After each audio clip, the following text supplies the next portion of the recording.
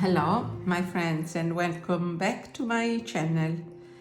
I'm Elisabetta, an Italian watercolor artist, and today we are continuing our adventure into Cobalt family, discovering Cobalts. Last time we have swatched many cobalt blues of different pigments, PB28, but not only, also PB36 and PB74, and today we are continuing swatching my Cerulean blues. Let's start right now.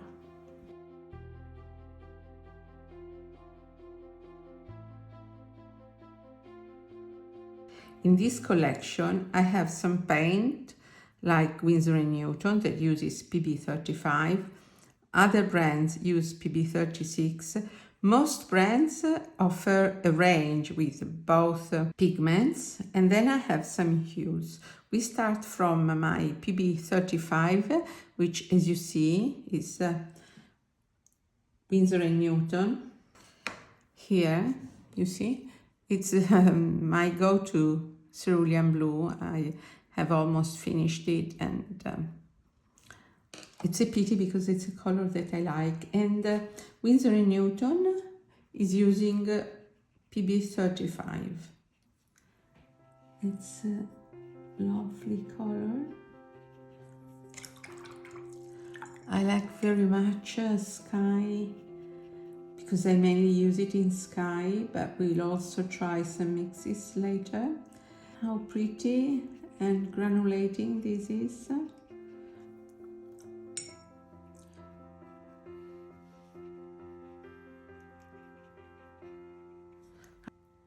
Look at the flocculation, it's really adorable. This is my benchmark, so it might be kind of difficult for me to judge other brands because I like this one so much. I'm so used to this Winsor and Newton. Okay, I have never tried Rembrandt. I would be curious if someone of you has Rembrandt or Schminke, which I don't have. I would love your comments. The second P35 that I have is Celeste Ceruleo Cerulean Sky Blue by Maimeri Blue. Maimeri offers PB36 under the plain name Cobalt Blue, and it's weird because actually that's also cerulean, but we will swatch it side by side later among the PB36. This is softer but also very granulating, but you see, despite the same pigment, the Winsor and Newton tends to go green more than the Maimeri. It's such a broad range of cerulean blue. That's why many brands offer two types, I think, because they're very different one from the other. I have met some cerulean blues that are constantly different, and so that's why I decided to deep dive into this color. Same pigment, but look at the difference. I must say, although this is nicely granulating, the Winsor and Newton for sky is prettier. Here, I will add some more here to make sure that we give all the opportunities to this color to show its beauty. It's very personal, but I still prefer my Winsor and Newton. Okay, that's all for PB35, and we switch to PB36. I have my Daniel Smith in this palette that I have reviewed in the past, and they call it Cerulean Blue Chromium, which is the correct name, Cerulean Chromium, because the PB35 is cobalt tin oxide, whereas PB36 is Cerulean Blue Chromium. PB36 is a color that I like very, very much.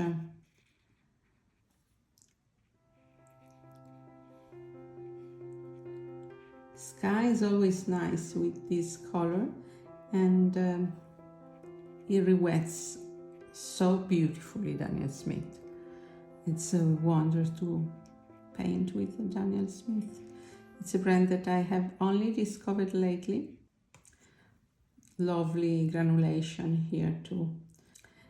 These two pigments, I think they have a dry shift, so we'll see, but it's a pleasure to spread it on paper. Rosa Gallery is another PB36. You know that it's an Ukrainian brand that I support very much for its beauty and also for the value of supporting Ukraine. Let's see this PB36. Now, Rosa Gallery has a peculiarity. They have incredible flown paper, really extraordinary, but the granulation is very limited. So if you don't like granulation very much, this would be absolutely your go-to brand. Also, in sky, granulation can disturb someone. Doesn't disturb me, doesn't bother me, but it can bother someone. You see 4 brands, 4 different colors. The range of hues is so different. This is something that I like so much, and you only see it when you swatch side by side. Then we have M.Graham. Like most American brands, for me it's a recent discovery. Wow, M.Graham is wonderful. It's a feeling that is different. It's so soft and it spreads, it moves on paper so beautifully. It's so pigmented, look at that.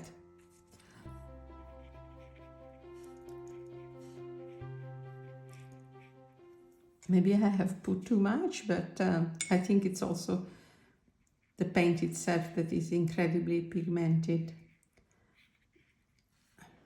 This is called by M.Graham Cerulean Blue Deep. They have a Cerulean Blue plain also. This is deep, and actually it is deep.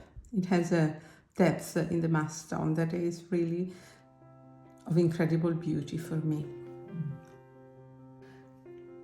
Now I'm swatching Blu di Cobalto by Maimeri.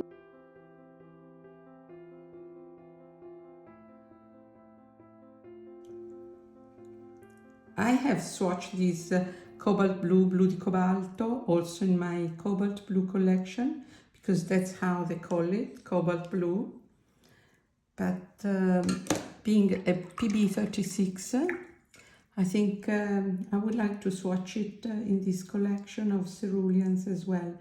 Remember, this is the cerulean proposed by Maimeri, PB35, and this is their PB36.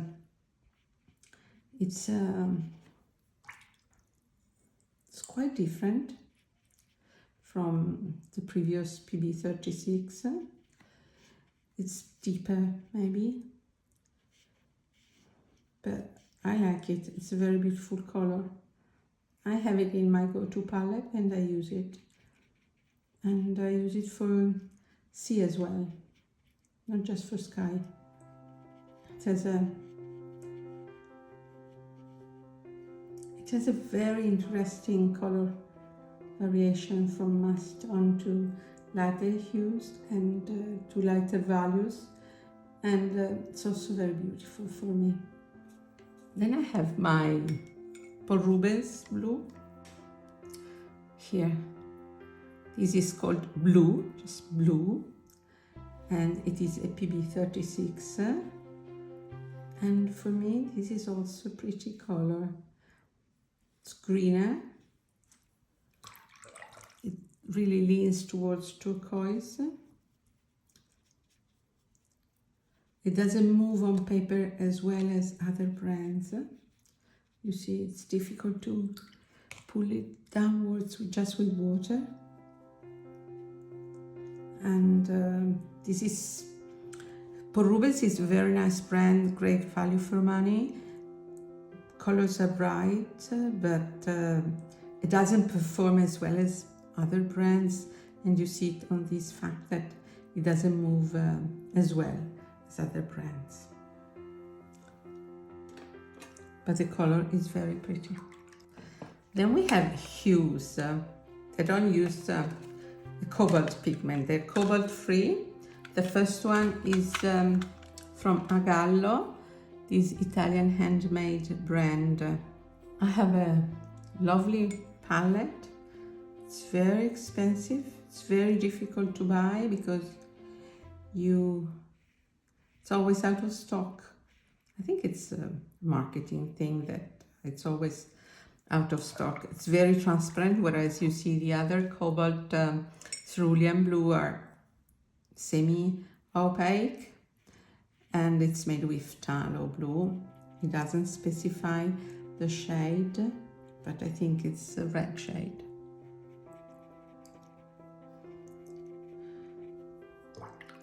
So if you have concerns about using phthalo, which apparently is quite safe, or maybe you just prefer a more transparent version, here you have a transparent version by Agallo made with phthalo. It's beautiful, but it's obviously not a cerulean for me. Very beautiful though. Colors by Agallo are all very beautiful. Then I have this student grade, it's the only student grade in this collection, but it's by Van Gogh. Now I know that I don't pronounce it right. I think it's Van Gogh, the correct pronunciation, but it's a bit difficult for me. You know, I always say that my son lives in the Netherlands, so I go visit often. And I have a certain familiarity with Dutch accent, but I don't speak Dutch. Okay, here we have the same phthalo blue with white. We have this titanium white that makes it very opaque because it's PW6 is opaque white, and I'm not really crazy about it. It's a bit artificial. It's not ugly. It moves very well on paper. Van Gogh is very good quality student grade paint, but among the others, it's difficult to say that this would be my favorite because it looks a bit artificial. The others, especially the real cobalt pigments, are so natural, and this doesn't granulate obviously because it's phthalo, and also it's a bit too bright, too vibrant for me. And then I have decided to include kuretake that doesn't have a pigment, they don't declare the pigment, but it's a very fun brand, kuretake. I used it a lot when I began painting. It has a good value for money, and it's fun. It behaves very nicely. They say it's an opaque, that it's more like wash. I don't find it at all. I think it's watercolor, and although they don't declare the pigment, I don't think it's dye-based. I think it's absolutely pigment-based. Although this, I think, is made with phthalo, not with real cobalt pigment. So you see, it's nice, it's lovely. It's, however, not real cerulean, of course. But this is the kuretake version. Then I have my go-to palette. In my go-to palette, I have a cerulean. I don't remember the brand, but I think it was Sennelier because I finished it and I threw it away, I'm afraid. I will swatch it here. And This is, I'm quite sure, 99% it's my first cerulean that I ever bought from Sennelier. And if it is Sennelier, let me add some more. And if it is Sennelier, it's called Cerulean Blue, but it's made with the PB28. So it's actually cobalt blue, classic cobalt blue. You see the difference. It's a very beautiful color, but nothing to do with these cerulean blues, neither PB35 nor PB36. I'm quite positive it's Sennelier, and this is PB28. So my first cerulean was a bit deceiving because it was not a real cerulean, but it is pretty. It's very pretty, it's very opaque, and I think this is Sennelier. Let's go to our mixes. So I will start with PB35, and I will use my Winsor and Newton.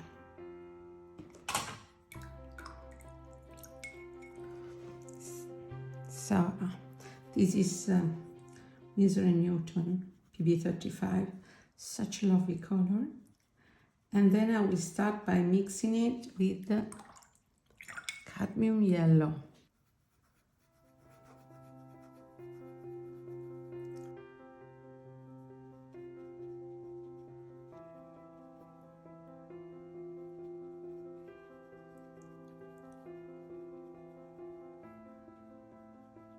A bright and delightful green.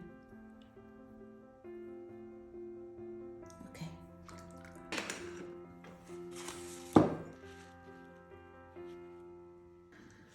Okay, let's skip one. We go to Venetian red. My blue. And then I will add some Venetian red. Okay, here it's called English red, but it's the same. According to Handprint, it's one of the best mixes. With the cerulean blue, it's Venetian red. And it gives a very delicate grey, resting color.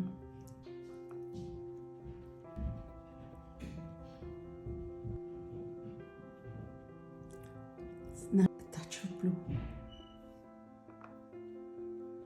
It's somehow dull, but it's interesting. Let this dry. Now, burnt sienna. Okay, I have mixed burnt sienna and cerulean. It's slightly greenish, this mix. This is with burnt sienna. It's a grey, but it's not the grey that we usually see when mixing burnt sienna and ultramarine blue. It's more greenish. It's very interesting. Now let's try Madder Red.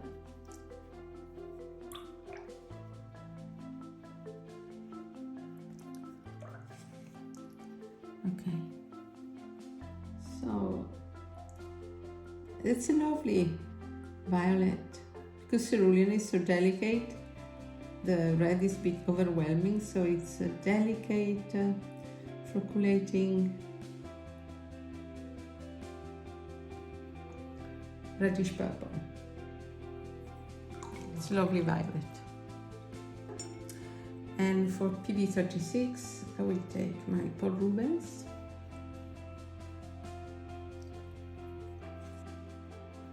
Cadmium yellow is an opaque yellow, so of course the result is a bit dull because cerulean is semi-opaque, slightly muted. I like it. Go to Venetian red. The Venetian red is a bit overwhelming. Cerulean.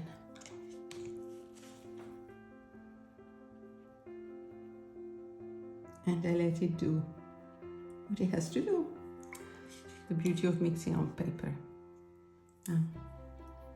Burnt sienna.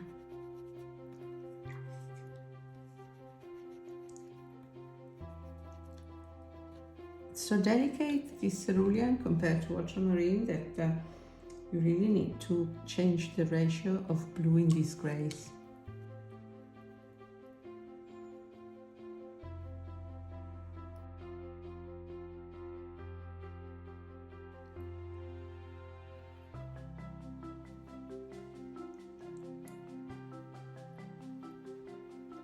Not too different. And now I take the Gallo, the phthalo hue, very vibrant, very transparent, so it should be completely different. Oh, I forgot the Mother Red. It's a color that tends to be slightly overwhelmed by the presence of other colors, but for sure the purple that it gives is very interesting.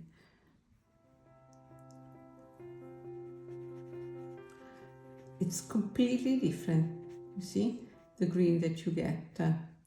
So be careful that if you think you're mixing a cerulean, you're not, you're mixing a phthalo. So it's much, much colder green compared to the two previous ones.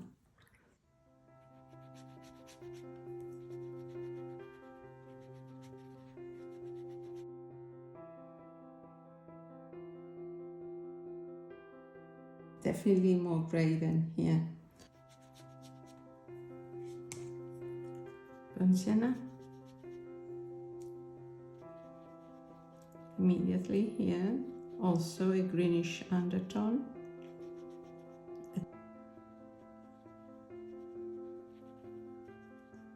Very interesting gray, I think. This one with either cerulean or the cerulean hues. That's interesting. I'm not crazy about the phthalo version of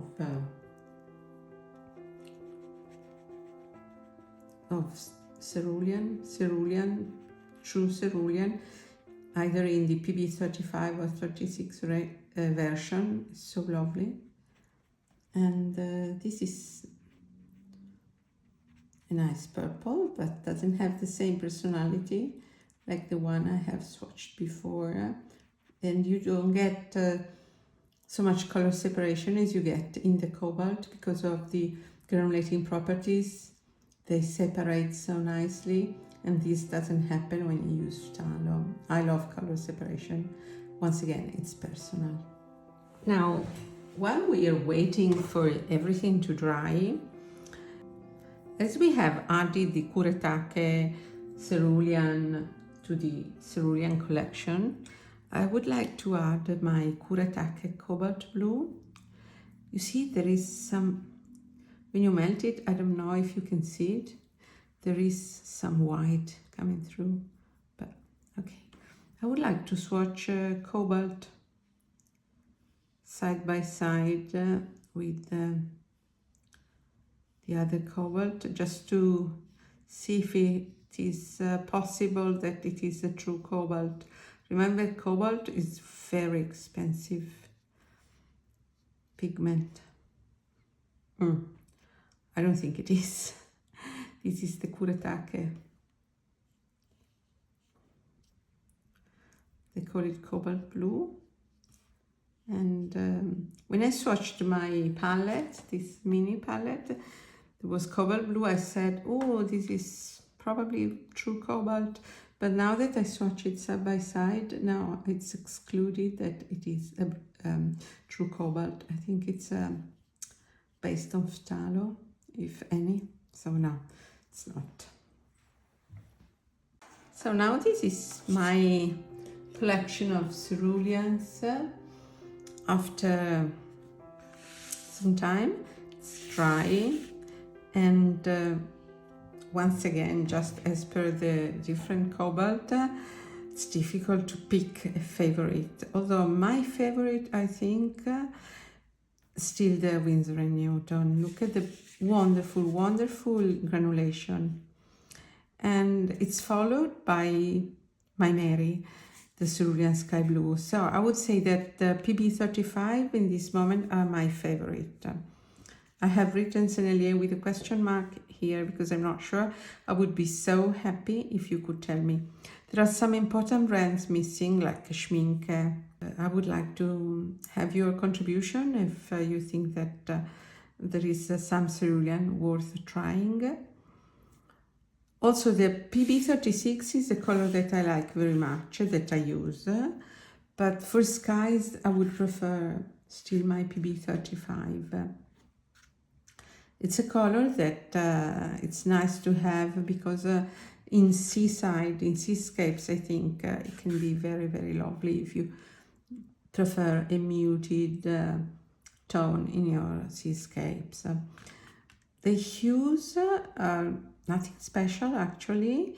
They're beautiful, they're not ugly, but they're not cerulean. So I think if you don't want to use cobalt, just don't buy a cobalt replacement because you really miss something. So it's a beautiful color, don't take me wrong, Gallo, but it's not a cerulean for me. The Sennelier is very nice, but it's made with PB28, and for me it is somewhat dull, so I remember not enjoying using so much as I enjoy using the Winsor and Newton Cerulean Blue. Now, just for comparison, I will show you the previous collection of Cobalt Blue, and he was using also PB36 and 74. I have received plenty of comments, feedback, contribution. I was really happy. The follower told me that she has PB72 also. I don't have any, so that would be interesting to swatch also. And I think that both are very important to have in a palette. This for sky and this for winter sky maybe also is very nice. Cobalt, they make great mixes, which takes me to my mixes. Here they are, my mixes, almost dry, and see how interesting cobalt colors always behave when they're mixed. Because of their granulation properties, they separate so well, they make such interesting hues. You see very well that with tallow you don't have this, they mix on paper as they would mix on a palette, on a mixing space. So here you really have this incredible behavior, which is the beauty of watercolor, that it does what it has to do. You're not completely in control. So if you don't want to be completely in control, mix your cobalt with red or burnt sienna to obtain some unexpected new colors, new shades, new tones with the incredible color variation. I would be very happy if you could tell me your favorite mixes with cerulean. If you have a favorite cerulean, which one you use, PB35 or 36 of tallow, or a replacement. What to use for sky? This is also a question that I would ask to every single of my followers. What blue to use for sky? I also use manganese hue, which is very lovely, but I just change from these to cobalt turquoise, sometimes teal, but this is one of my favorite. So I'm waiting for your feedback. If you have liked this video, as usual, don't hesitate to give me a thumb up, and also you can subscribe to my channel if you don't want to miss my next videos. That would be great for supporting the growth of this channel and future videos. Thank you very much, and ciao from Elisabetta in Italy. Ciao!